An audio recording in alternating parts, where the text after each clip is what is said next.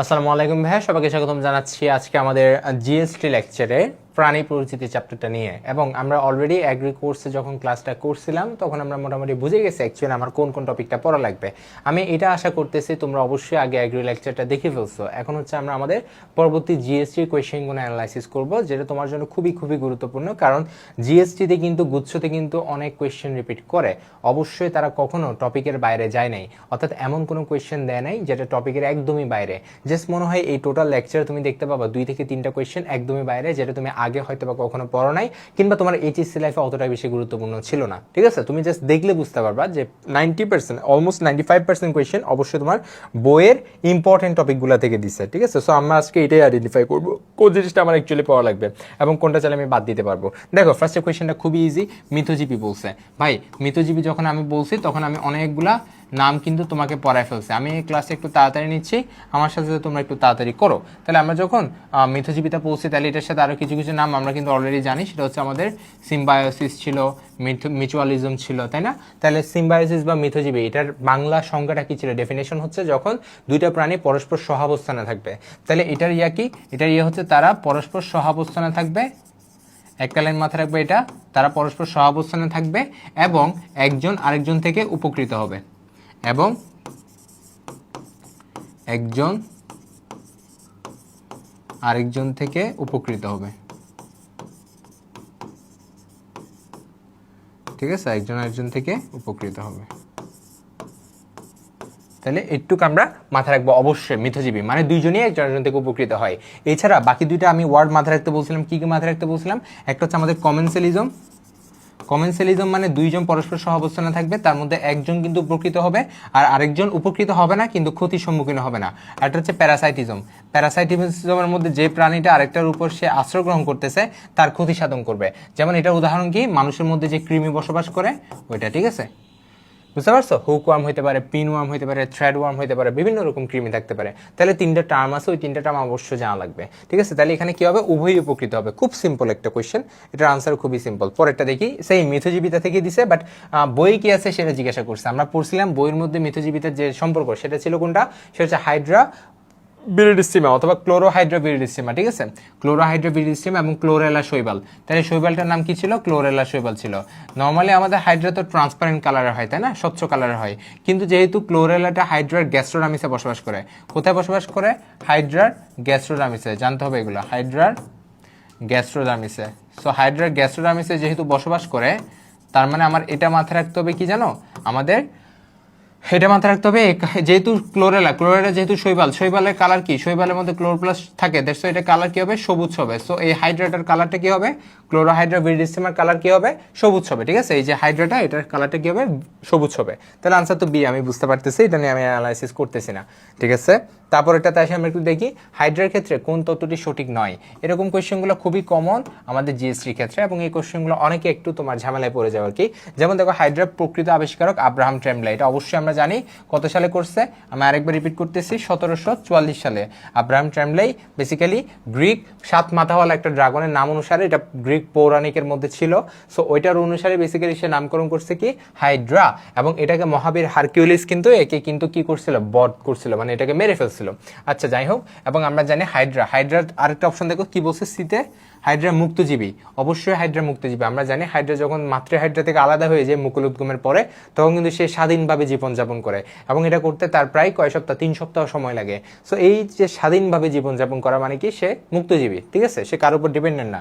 এবং হাইড্রা কিন্তু মিঠা পানির প্রাণী। আমরা জানি পুকুরে, খালে, সবখানে কিন্তু হাইড্রা পাওয়া যায়, সমুদ্রে কিন্তু হাইড্রা পাওয়া যায় না। ঠিক আছে, এটা মাথায় রাখতে হবে। তাহলে দেখো, সবকিছু কিন্তু কারেক্ট, শুধু বি নাম্বারটা কিন্তু আমার একটু ইনকারেক্ট লাগতেছে। কেন? কারণ এখানে বলছে বহু মস্তক বিশিষ্ট রোমান দৈত্যের নাম। ঠিক আছে, এটা কিন্তু রোমান দৈত্য না। তো আমি দেখো কোয়েশ্চেনের আদার কোয়েশ্চেনগুলো অ্যানালাইসিস করে আমি বুঝতে পারতেছি যে এ এ এ সি ডি 3টাকে অ্যানালাইসিস করে আমি বুঝতে পারছি আনসারটা কিন্তু কি হবে? বি হবে। এটাকে আমি ক্রস ট্র্যাক বলি, বুঝতে পারছো? আচ্ছা, তাহলে আনসারটা কি হবে? বি হবে। তারপরে হচ্ছে হাইড্রার অংশ নয় কোনটা? এটা বেসিক্যালি জিজ্ঞেস করছে হাইড্রার যখন তুমি দেহ গঠন পড়ছো না, ওখানে কিন্তু জিনিসটা আছে। যেমন কোষিকা, এটা তো আমরা সবাই জানি হাইড্রার অংশ। হাইপোস্ট্রম হচ্ছে হাইড্রার যে মুখ আছে তার আশেপাশের যে সংকুচন প্রসারণক্ষম যে অংশ, সেটাকে আমরা কি বলতেছি? হাইপোস্ট্রম বলতেছি। যেটা সংকুচন প্রসারণ করে খাবারকে কি করে? ভিতরের দিকে ঢুকতে সাহায্য করে। ভিতরে মানে কই ঢুকে? সিলিন্ডারের মধ্যে ঢুকে। আর হচ্ছে পদতল। পদ্মতল, পদ্মতল খুবই ইম্পর্টেন্ট এবং পদ্মতলটা কি করে আটালো রস ক্ষরণ করে, যার কারণে হাইড্রাটা কোথাও গিয়ে সেটেল হয়, কোথাও গিয়ে আটকে থাকে। এবং পদ্মতল এক ধরনের চলনের জন্য দায়ী, চলনটার নাম কি আমরা জানি এমিবয়েড চলন, ঠিক আছে, এমিবয়েড চলন, এমিবয়েড চলন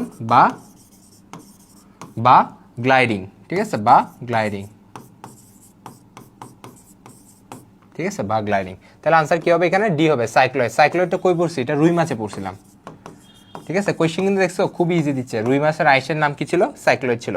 তাহলে আনসার কি হবে এখানে? ডি হবে, খুব সিম্পল। তারপরের কোয়েশ্চেনটা দেখি, দেখো চলন। আমি বলছিলাম তোমাকে যখন অ্যাগ্রি ক্লাসে করাইছিলাম তখন আমি খুব ভালো করে বলছিলাম যে হাইড্রার চলন খুবই খুবই ইম্পর্টেন্ট। হাইড্রার চলন আমি আরেকবার লিখে দিচ্ছি, হাইড্রার চলন তোমার জন্য খুবই ইম্পর্টেন্ট। চলনের মধ্যে কি পড়বা? নাম, যতগুলো নাম আছে, নামের যতগুলো বিপরীত নাম আছে, অর্থাৎ আদার যে যে নাম আছে। যেমন আমি যদি তোমার বলি এই যে তোমার লুপিং চলন, লুপিং, যেমন লুপিং, ঠিক আছে, লুপিং এর আরেকটা নাম কি ছিল? হামাগুড়ি চলন। আরেকটা নাম কি ছিল? জোকা চলন। জাস্ট একটা উদাহরণ দিচ্ছি আর কি।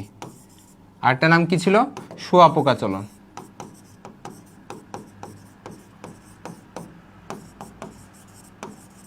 ঠিক আছে, তাহলে তোমাকে এই যে উদাহরণগুলো দিলাম তার মানে তুমি বুঝতে পারছো? তাহলে এরকম যে আদার যতগুলো নাম আছে সবগুলো নাম আমরা অবশ্যই অবশ্যই পড়তে হবে, ঠিক আছে, নামগুলো পড়বা। এবং টোটাল দেখবা হাইড্রার চলনের মধ্যে প্রায় 9 প্রকার চলন আছে। একটু চেক করে দেখো কত প্রকার, 9 প্রকার মধ্যে আছে। একটু বই চেক করে দেখো এবং প্রত্যেকটা প্রকার, প্রত্যেকটা বাংলা নাম এবং ইংলিশ নাম দুইটা অবশ্যই অবশ্যই পড়বা, মাস্ট, ঠিক আছে। চলনটা প্রায় তোমার একটা 5 স্টার একটা টপিক, আসার মতো একটা টপিক, ঠিক আছে, পুরোটা পড়বা। তাহলে দেখছো দ্রুত চলন পদ্ধতি কোনটা। তুমি যখন চলন সবগুলো পড়বা, পড়ার পরে জাস্ট দুইটার মধ্যে পার্থক্য পড়বা, অর্থাৎ সমারসল্টিং আর যে লুপিং, এই দুইটা বললাম না, এই দুইটার মধ্যে পার্থক্য পড়বা। এটা কিন্তু ইন্টার লাইফেও পড়ছো, তাই না? সমারসল্টিং আর লুপিং এর মধ্যে পার্থক্য, এটা কিন্তু ইন্টার লাইফে পড়ছো। যেমন দ্রুত চলন পদ্ধতি হচ্ছে সমারসল্টিং, তারপর স্লো চলন হচ্ছে লুপিং এর মাধ্যমে, লুপিং এর মাধ্যমে লম্বা দূরত্ব অতিক্রম করে, সমারসল্টিং এর মাধ্যমে খুব কাছের দূরত্ব অতিক্রম করে, ঠিক আছে। সমারসল্টিং হচ্ছে হাইড্রার সাধারণ চলন পদ্ধতি, আর লুপিং কিন্তু সাধারণ চলন পদ্ধতি না। লুপিং এর মধ্যে লুপ তৈরি হয় একটা, সমারসল্টিং যেহেতু ডিগবাজি সো এখানে লুপ তৈরি হয় কয়টা? দুইটা। এরকম জিনিসগুলো পার্থক্যগুলো অবশ্যই পড়বা, ঠিক আছে। তাহলে আনসারটা কি হবে? এ হবে। তারপরটা আসি, হাইড্রার কোন ধরনের নিষেক হয়। আচ্ছা, এটা কিন্তু একটু সুন্দর, এটা হচ্ছে হাইড্রার। এখানে কিন্তু কি বলছে, হাইড্রার কোন ধরনের নিষেক হয়, এটা বলছে অন্তনিষেক, পরনিষেক, বহিনিষেক। এটাকে যদি বহিনিষেক বলে তাহলে আনসার কিন্তু সি হবে। কারণ আমরা জানি হাইড্রার যে নিষেক প্রক্রিয়া, আমরা তো একটা দেখতেছি হাইড্রার মধ্যে কিন্তু উপরের অর্ধাংশে কিন্তু কি থাকে? শুক্রাশয় থাকে, তাই না? উপরের অর্ধাংশে থাকে কে? শুক্রাশয়, ঠিক আছে। আচ্ছা, আর নিচের অর্ধাংশে কি থাকে? নিচের অর্ধাংশে থাকে কে? ডিম্বাশয়। তাহলে এখন তো তুমি ভাই কোয়েশ্চেন করতে পারো, ভাই তাহলে হাইড্রার মধ্যে আমাদের স্বনিষেক হইতে পারে না? অর্থাৎ একই হাইড্রার মধ্যে শুক্রাশয় থেকে শুক্রাণুগুলো এসে ডিম্বাশয়ের যে ডিম্বাণু তাকে তো নিষিক্ত করতে পারে, তাই না? যেটাকে আমরা স্বনিষেক বলতে পারি। তো এই জিনিসটা হাইড্রাতে হয় না কেন? খুব ইম্পর্টেন্ট এবং খুবই মজার একটা জিনিস, সেটা একটা মাথায় রাখবা। কারণ হাইড্রার দুইটা যে অঙ্গাণু, দুইটারে আমি আলাদা যদি অঙ্গ বলি, একটা হচ্ছে শুক্রাশয়, একটা ডিম্বাশয়, দুইটা একই সময়ে কি হয় না? একই সময়ে তারা কি হয় না? ম্যাচিওর হয় না। খুব সিম্পল একটা আনসার, তাই না? খুব ইজি একটা আনসার। যেহেতু শুক্রাশয় এবং ডিম্বাশয় দুইটা একই সময়ে ম্যাচিউর হয় না, এই কারণে হাইড্রার মধ্যে স্বনিষেক হইতে পারে না, হাইড্রার মধ্যে বহিনিষেক হয়। অর্থাৎ শুক্রাণুটা বের হয়ে তোমার ছড়ায় দেয় মানে পানির মধ্যে, সেখানে ডিম্বাণু এসে আমার কি করতেছে? নিষেক গঠন করতেছে, ঠিক আছে। মানে জিনিসটাকে উল্টাও বলতে পারি, ডিম্বাণু ছেড়ে দিচ্ছে, সেখানে শুক্রাণু এসে নিষেক করতেছে। সো এটা এক টাইপের একটা বহিনিষেক আমরা বলতে পারি, ঠিক আছে। এখানে বলছে তোমার পরনিষেক, কারণ এখানে বাইনিষেক বলছে, ঠিক আছে। বাইনিষেক আসলে কোনো নাম নাই, বাট বহিনিষেক বলে কিন্তু এই জিনিসটা কারেক্ট ছিল। আরেকটা কারেক্ট কিন্তু পরনিষেকও কারেক্ট হবে, এটা কিন্তু বহিনিষেককে ইন্ডিকেট করে, বুঝতে পারছো? আচ্ছা, তাহলে হাইড্রা কোন ধরনের প্রাণী? খুব সিম্পল এবং খুব ইজি একটা আনসার। আমরা জানি হাইড্রা, এটা একটু ডিফারেন্ট ছিল, তাই না? হাইড্রা হচ্ছে মাংসাশী প্রাণী, হাইড্রা হচ্ছে মাংসাশী প্রাণী, বা এটার যদি ইংলিশ নামটা মাথায় রাখবা, এটা হচ্ছে হাইড্রা কার্নিভোরাস, ঠিক আছে, কার্নিভোরাস। তাহলে এটা মাথায় রাখবা। তারপর যেহেতু হাইড্রা মাংসাশী প্রাণী, হাইড্রার সবচেয়ে প্রিয় খাবার কি? যদি সবচেয়ে প্রিয় খাবার বলি তাহলে কি? ক্রাস্টাসিও সন্ধিপদী, তাই না? ক্রাস্টাসিও সন্ধিপদী মানে কি? আর্থ্রোপোডা প্রাণীগুলোকে ইন্ডিকেট করে, ক্রাস্টাসিও সন্ধিপদী। এছাড়া কিন্তু আরো অনেকগুলো খাবার আছে। তাহলে তুমি কি করবে? বই থেকে হাইড্রার যে খাবারগুলো আছে, এটা পুরাটা পড়ে নিবা, এটা খুব গুরুত্বপূর্ণ। হাইড্রার খাদ্য গুরুত্বপূর্ণ, ঠিক আছে। ক্রাস্টাসিও সন্ধিপদী আছে, ঠিক আছে। তারপর হচ্ছে আমাদের সাইক্লোপস আছে, আমি কয়েকটা লিখে দিই। সাইক্লোপস আছে, আমাদের ড্যাফনিয়া আছে, ঠিক আছে। তারপর হচ্ছে আমাদের ছোট ছোট মাছের ডিম আছে, মাছের ডিম আছে, তারপর হচ্ছে আমাদের পতঙ্গের লার্ভা আছে। বুঝতে পারছো? আমি আর লিখতেছি না, এরকম জিনিসগুলো বই থেকে একটু কষ্ট করে তুমি পড়ে নিবা, ঠিক আছে? হাইড্রার খাদ্যগুলা যেমন মাথায় রাখবা, হাইড্রার মধ্যে যেসব প্রাণীর মধ্যে অর্থাৎ যেসব প্রাণীর মধ্যে পাওয়া যায়, এরকম ছোট ছোট প্রাণীর মধ্যে যাদের মধ্যে কি থাকে, যাদের মধ্যে গ্লুটাথিয়ন থাকে, যাদের মধ্যে গ্লুটাথিয়ন রাসায়নিক পদার্থটা থাকে, তাদের ক্ষেত্রে হচ্ছে কি করে হাইড্রা তার খাবার হিসেবে তাদেরকে গ্রহণ করতে পারে। বুঝতে পারছো? সো আমি যে এত কিছু লিখে দিলাম জাস্ট কিসের জন্য, হাইড্রা কোন ধরনের প্রাণী সেটার ইলাবোরেট ফর্ম হিসেবে। সো তুমি এরকম করে জিনিসগুলো পড়বা, তাহলে দেখবা তোমার পুরো জিনিসটা কভার হয়ে যাচ্ছে। অনেকগুলো তুমি না পড়লেও কিন্তু কি হয়, একটা বেটার একটা প্রিপারেশন নিতে পারতেছো, অর্থাৎ তোমার কনফিডেন্সটা যথেষ্ট বেটার থাকবে। তাহলে আমি একটু দেখি তো এখানে আনসার কি হবে, বি হবে, এ হবে। আর তৃণভোজীটা কে ছিল? তৃণভোজী হচ্ছে ঘাসফড়িং ছিল, তাই না? ঘাসফড়িং হচ্ছে তৃণভোজী ছিল। আচ্ছা, তারপরে আসি আমাদের পরেরটাতে আসি। দেখো এই কোয়েশ্চেনটা, এটা হচ্ছে আমাদের কংগ্লোব্যাট হবে, আসলে কংগ্লো হবে, কংগ্লো না। কংগ্লোব্যাট গ্রন্থি কার আছে? এটা একটু বইয়ের থেকে বাইরে কোয়েশ্চেনটা দিছে, অনেকে হয়তো বা জিনিসটার নামটা শুনো নাই। কংগ্লোব্যাট গ্রন্থিটা আসলে শুনো নাই। এটা হচ্ছে আমাদের আর্থ্রোপোডা প্রাণী যারা আছে, আর্থ্রোপোডা যারা আছে,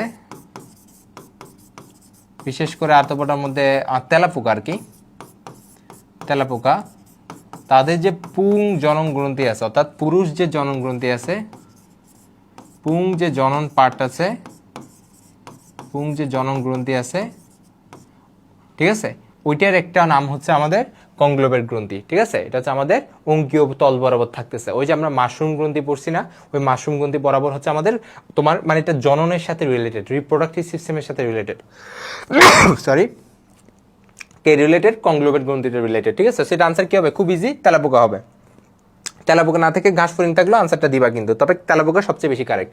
আচ্ছা, এখানে বলছে সন্ধ্যাবেলায় ঘাসফড়িং হচ্ছে তোমার কি, কোন পদ্ধতিতে হচ্ছে কি করে প্রতিবিম্ব দেখতে পারে। সো এই যে প্রতিবিম্বটা, আমরা কিন্তু এইচএসসি লাইফের জন্য প্রতিবিম্বটা খুব ইম্পর্টেন্ট বইতে পড়ছিলাম, তাই না? এটা কিন্তু সবচেয়ে ইম্পর্টেন্ট একটা অংশ ছিল। আমরা প্রতিবিম্ব যখন পড়ছিলাম তখন কি ছিল, একটা হচ্ছে আমাদের অ্যাপোজিশন ছিল, একটা হচ্ছে আমাদের অ্যাপোজিশন ছিল, আরটা হচ্ছে আমাদের সুপারপজিশন ছিল। একটা হচ্ছে আমাদের অ্যাপোজিশন ছিল, একটা হচ্ছে আমাদের সুপারপজিশন ছিল। কোনটা কি, আমাদের যখন অ্যাপোজিশন থাকবে তখন আমাদের বেসিক্যালি কি হয়, তখন আমাদের বেসিক্যালি রেটিনাল রঞ্জক আবরণী, মাথায় রাখবা, জাস্ট একটা লাইন দিয়ে মাথায় রাখবা, আবরণী, আবরণীগুলা কি হয়, আবরণীগুলা তোমার খোলা থাকে, অর্থাৎ আবরণীগুলা একটার সাথে একটা লাগানো থাকে। ঠিক আছে, আবরণীগুলা খোলা থাকে, আবরণীগুলো ওপেন থাকে। যেহেতু আবরণীগুলো ওপেন থাকবে, রেটিনাল রঞ্জক আবরণীও খোলা থাকবে এবং আইরিশ রঞ্জক আবরণীও খোলা থাকবে। সো আলটিমেটলি কি হবে, জিনিসটা আবৃত হয়ে যাবে, অর্থাৎ প্রত্যেকটা আলো যেটা লম্বাভাবে আসবে সেটাই শুধুমাত্র র্যাবডোমে পড়বে, আর তির্যকভাবে আসা আলোগুলো কিন্তু র্যাবডোমে পড়তে পারবে না। কেন পড়তে পারবে না? কারণ তারা আইরিশ রঞ্জক আবরণী এবং রেটিনাল রঞ্জক আবরণীতে শোষিত হয়ে যাবে। বুঝতে পারছো? আচ্ছা, এবং সুপারপজিশন হচ্ছে ঠিক তার বিপরীতটা। তো এই যে তোমাকে জিনিসগুলো বললাম, জাস্ট মাথার মধ্যে হালকা একটু জিনিস মাথায় রাখবা, সেটা হচ্ছে অ্যাপোজিশন, যেটা সেটা হচ্ছে কোথায় হয়, উজ্জ্বল আলোতে। উজ্জ্বল আলোতে প্রত্যেকটা বিম্ব আলাদা আলাদাভাবে নিয়ে পরে বিম্বগুলোকে একসাথে জয়েন দিয়ে অ্যাপোজিশন বিম্বটা তৈরি হয়। ঠিক আছে, অ্যাপোজিশন মানে কি, একটার উপর একটা স্থাপন করে। বুঝতে পারছো? সো এটা সবচেয়ে বেটার একটা প্রতিবিম্ব হয় না। অ্যাপোজিশন মানে হচ্ছে প্রত্যেকটা আলাদা আলাদা কাইন্ড অফ পাজেলের মতো। ঠিক আছে, ধর আমার মুখের বিভিন্ন জায়গা থেকে হাইড্রা এই ঘাসফড়িং হচ্ছে আলোটা নিল, ধরো এখান থেকে এখান থেকে এখান থেকে, পরে প্রত্যেকটা জোড়া দিয়ে একটা কি উজ্জ্বল এবং স্পষ্ট প্রতিবিম্ব তৈরি করে, উজ্জ্বল এবং স্পষ্ট বিম্ব। ঠিক আছে, এটা মাথায় রাখবা। আর যেটা আমাদের সুপারপজিশন, সেক্ষেত্রে কি হয়, হাইড্রা অনুজ্জ্বল বিম্ব তৈরি করে। ঠিক আছে, কেন অনুজ্জ্বল? কারণ একটার উপর একটা বিম্ব পড়তে থাকে, অর্থাৎ এক্ষেত্রে লম্বাভাবে প্রতিটা আলো তোমার ঠিকভাবে পড়বে এবং তির্যকভাবে আসলে সেটাও ঠিকভাবে পড়বে। বুঝতে পারছো? আচ্ছা, এটাকে বলি সুপারপজিশন। এবং এটা হচ্ছে কখন হয়, যখন আলোটা কম থাকে, অর্থাৎ সন্ধ্যাবেলা, অর্থাৎ যখন স্তিমিত আলো থাকে, অর্থাৎ কম থাকে, তখন হচ্ছে সুপারপজিশন ওয়েতে সে দেখে। ঠিক আছে, অ্যাপোজিশনের একটা নাম কি ছিল, অ্যাপোজিশনের একটা নাম ছিল হচ্ছে মোজাইক বিম্ব। কি বিম্ব ছিল? মোজাইক। তাহলে এটা আমার জানতে হবে। ঠিক আছে, এই যে দেখো এখানে তাহলে আনসার কি হবে, যেহেতু আমাকে বলছে মেঘাচ্ছন্ন সন্ধ্যাবেলা, তার মানে তখন স্তিমিত আলো থাকবে, তখন কোন ধরনের বিম্ব থাকবে? সুপারপজিশন বিম্ব থাকবে। ঠিক আছে, আচ্ছা, তারপরে সেই ঘাসফড়িং এর গিজার্ডের কাজ কি? দেখো ঘাসফড়িং এর যে পোস্টিং নালীটা আছে, পোস্টিং নালী আছে এখানে, ক্রপ, গ্রিজার্ড, তারপর হচ্ছে মেসেন্টেরন। ঠিক আছে, ক্রপ, গ্রিজার্ড, মেসেন্টেরন। আমি জাস্ট একটু লিখে দিই, মানে তোমার গ্রাস নালী থেকে শুরু হবে, গ্রাস নালী, তারপর হচ্ছে আমাদের ক্রপ, তারপর হচ্ছে আমাদের গিজার্ড, তারপর হচ্ছে আমাদের মেসেন্টেরন, বা যেটাকে আমরা ঘাসফড়িং এর পাকস্থলী বলতেছি, ঠিক আছে, যেখানে অনেকগুলো জিনিস থাকে, যেমন আমাদের এখানে হেপাটিক সিগা থাকে, যেটা একটা ঘাসফড়িংয়ের পৌষ্টিক গ্রন্থি হিসেবে কাজ করতেছে খাবার পরিপাকের জন্য। ঠিক আছে, এবং মেসেন্টেরনের মধ্যে খাবার বেসিক্যালি পরিপাক এবং শোষণ হয়ে থাকে। আচ্ছা, তাহলে আমাকে এগুলার কাজগুলো পড়তে হবে। কাজ পড়লে তখন আমি বুঝতে পারবো গিজার্ড মানে কি করে। গিজার্ড করে, দেখো না, গিজার্ড মানে কি, খাবারটাকে চূর্ণ বিচূর্ণ করে ফেলে। ঠিক আছে, ওখানে অনেক দাঁত থাকে, 6টা অনুলম্ব দাঁত থাকে এবং 6টা অনুলম্ব পেট থাকে। ঠিক আছে, 6টা দাঁত এবং 6টি পেট থাকে। ওগুলা দিয়ে বেসিক্যালি সে খাবারকে চূর্ণ বিচূর্ণ করে ফেলে। তাহলে এখানে আনসার কি হবে? চূর্ণকরণ হবে। আর বাদ বাকিগুলোতে জীবনও হবে না, তুমি এটা বুঝতে পারতেছো। এখানে যদি গ্রাসনালী কাজ কি জিজ্ঞেস করতো তখন হয়তো খাবার পরিবহন করতেছে। ঠিক আছে, অর্থাৎ মানুষের ক্ষেত্রে যেটা ইসোফেগাস, আর ঘাসনালীর ক্ষেত্রে এটাকে আমরা বলি গ্রাসনালী, খাবার চূর্ণকরণ। ঠিক আছে, আচ্ছা, তারপর এটাতে আসি। অপূর্ণাঙ্গ থেকে পূর্ণাঙ্গ ঘাসফড়িংয়ে পরিণত হওয়াকে আমরা কি বলি? এটাকে আমি যখন আগের ক্লাস নিয়েছি তখন কিন্তু বলছিলাম, এটাকে বলি আমরা মেটামরফোসিস। মেটামরফোসিসের বাংলা কি? রূপান্তর। ঠিক আছে, রূপান্তর। আর ঘাসফড়িংয়ের যে রূপান্তর তাকে আমরা কি বলি? অসম্পূর্ণ রূপান্তর। ঠিক আছে, অসম্পূর্ণ রূপান্তর। এবং এই অসম্পূর্ণ রূপান্তরের ইংলিশ নামটা কি? অসম্পূর্ণ রূপান্তরের ইংলিশ নামটা হচ্ছে হেমিমেটাবোলাস। হেমিমেটাবোলাস। অর্থাৎ এই ক্ষেত্রে বাচ্চা ঘাসফড়িং এবং বড় ঘাসফড়িং, পূর্ণাঙ্গ ঘাসফড়িং, তুমি দুইটাকে দেখে কিন্তু চিনতে পারবা। এই যে বাচ্চা ঘাসফড়িং, তার নাম কি? তার নাম হচ্ছে, ফার্স্ট হচ্ছে ডিম থাকবে, ডিম থেকে হচ্ছে বাচ্চা ঘাসফড়িং, যাকে আমরা নিম্ফ বলতে পারি। তারপর সরাসরি পূর্ণাঙ্গ ঘাসফড়িং, অর্থাৎ পূর্ণাঙ্গ ঘাসফড়িং বলতে পারি, অর্থাৎ বড় হয়ে গেছে আর কি। ঠিক আছে, এই যে বাচ্চা ঘাসফড়িং থেকে বড় ঘাসফড়িং হইতে টোটাল তার কয়বার মোল্টিং করা লাগে? 5 বার। মাথায় রাখবা, কয়বার মোল্টিং করা লাগে? 5 বার। এবং প্রত্যেকটা মোল্টিং এর মাঝখানে সময়টাকে আমরা কি বলি? ইনস্টার বলি, অর্থাৎ বিরতিটাকে আমরা কি বলি? ইনস্টা বলি। তাহলে ঘাসফড়িং এর রূপান্তরটা তোমার জন্য খুব ইম্পর্টেন্ট একটা টপিক, রূপান্তরটা ভালো করে পড়বা। ঠিক আছে, মেটামরফোসিস। তারপর আসি, ঘাসফড়িং এর মস্তকের পৃষ্ঠদেশের ত্রিকোণাকার অংশটার নাম কি? আমাদের যতগুলো অঞ্চল আছে সবগুলোর নাম পড়তে হবে। ঠিক আছে, ঘাসফড়িং এর মাথার পাড়ের মধ্যে যা যা অঞ্চল আছে সবগুলো পড়তে হবে। যেমন আমি যদি বলি ভার্টেক্স, ভার্টেক্স হচ্ছে মাথার পৃষ্ঠদেশের ত্রিকোণাকার অঞ্চল, বইয়ের মধ্যে এরকম করে লেখা আছে। ঠিক আছে, তারপর হচ্ছে আমাদের ফ্রন্স, ফ্রন্স হচ্ছে ঘাসফড়িং এর কপালের দিকে যেটা থাকতেছে ওইটাকে আমরা বলতেছি ফ্রন্স। ঠিক আছে, তারপর হচ্ছে জেনা, জেনা হচ্ছে দুপাশে থাকে, এবং হচ্ছে ক্লাইপিয়াস হচ্ছে আয়তাকার প্লেট। ঠিক আছে, যেটা হচ্ছে ঘাসফড়িং এর মুখোপাঙ্গগুলোকে ঢেকে রাখতেছে। তাহলে আমি যেগুলো বললাম জাস্ট কমন বৈশিষ্ট্যগুলোকে মাথায় রাখবা। ধরো আমাদের ভার্টেক্স, ফ্রন্স, ক্লাইপিয়াস, জেনা, শেষ। এইগুলো কঙ্কালগুলো সবগুলো মিলে এগুলো হচ্ছে ভ্রূণীয় অবস্থায় জিনিসগুলো ডিভাইডেড থাকে। সো এইগুলো আলাদা আলাদাভাবে একটার সাথে একটা লাগে কিসের মাধ্যমে? সুচারের মাধ্যমে লেগে ফাইনালে ঘাসফড়িং এর মস্তকের একটা বিশেষ গঠনটা কিন্তু দিচ্ছে। ঠিক আছে, তাহলে এখানে যেহেতু ত্রিকোণাকার অংশ বলছে তাহলে আমি চোখ বন্ধ করে ভার্টেক্স দিয়ে দিতে পারবো। ঠিক আছে, এভাবে করে পড়তে হবে। দেখো বলছে ঘাসফড়িং এর মুখোপাঙ্গের অংশ নয় কোনটা? খুব সিম্পল কোয়েশ্চেন, দেখে বুঝতে পারবা।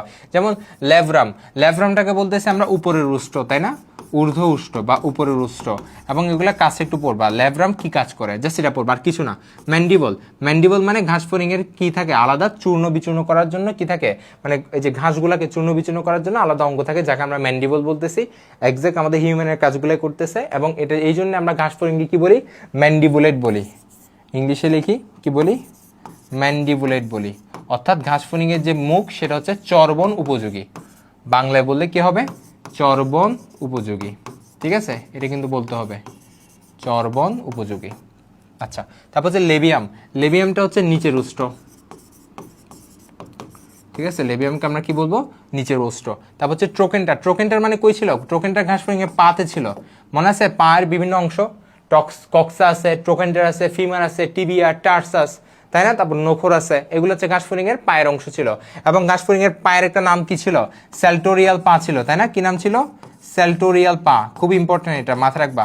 স্যালটোরিয়াল পা কেন বলি? কারণ ঘাসফড়িং এর পা দিয়ে ঘাসফড়িং এক জায়গা থেকে লাফ দিয়ে অনেক দূরে চলে যেতে পারে।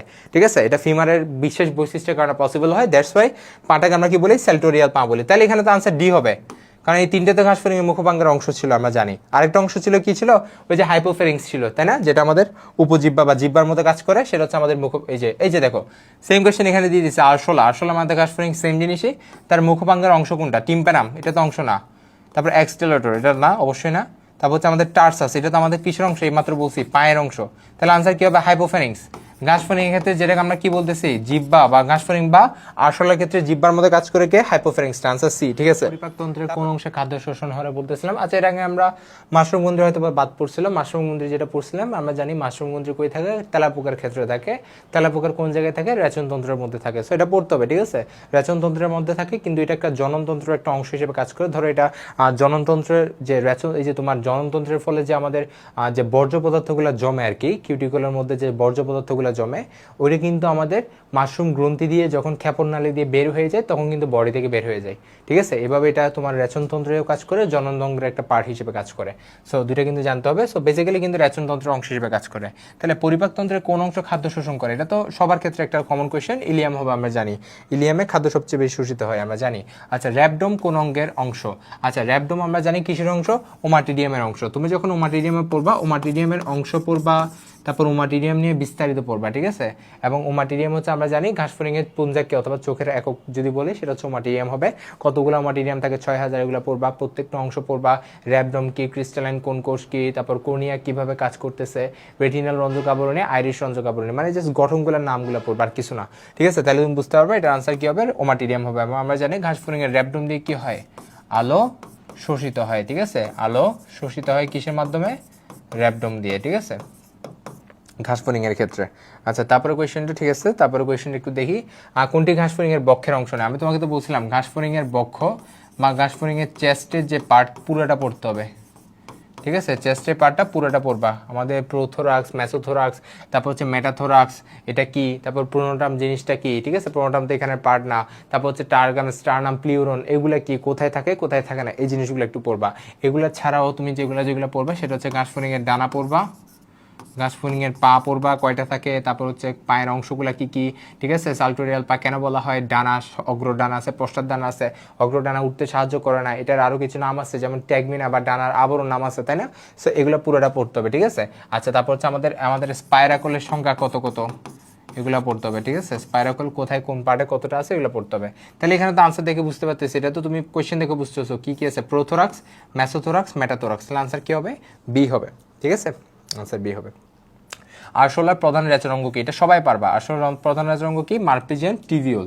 আমাকে যদি মালপিজিয়ান টিভিউল না বলে মালপিজিয়ান কর্পাসল বলতো তাহলে কিন্তু আনসার একটাও কারেক্ট হইতো না। ঠিক আছে, কারণ কর্পাসল কার পার্ট, কর্পাসল হচ্ছে মানুষ বা উন্নত যারা স্তন্যপায়ী তাদের পার্ট। ঠিক আছে, মালপিজি নাম অনুসারে জিনিসটা করা হয়েছে, মালপিজি নাম অনুসারে করা হয়েছে, বাট দুইটা ডিফারেন্ট নাম। ঠিক আছে, জানতে হবে আমাকে।